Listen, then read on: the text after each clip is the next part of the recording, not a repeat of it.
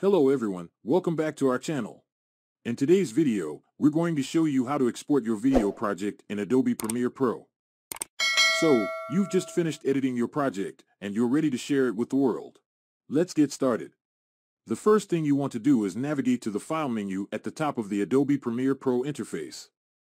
Scroll down and click on Export, and then select Media.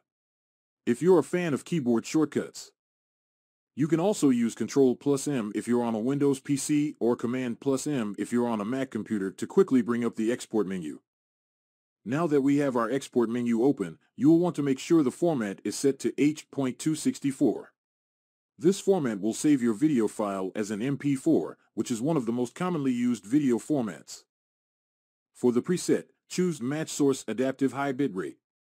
This setting ensures that your video will be exported with the highest possible quality.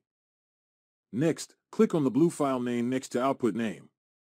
This will open an Explorer window where you can change the file name and select the destination where you want to save your video on your hard drive.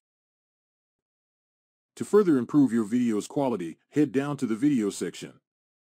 Check the box for Render at maximum depth to enhance the depth of your video's colors. Also, make sure to check Use Maximum Render Quality to ensure the highest possible quality settings during the export process. Now that you've configured all the settings, you're ready to export your video. Simply scroll down to the bottom of the export window and click the Export button.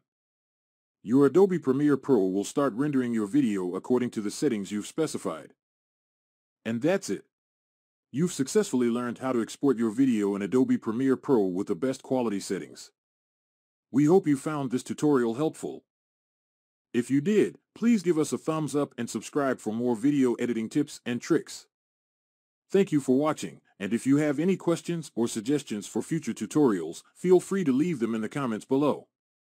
Have a great day, and happy editing. See you in the next video.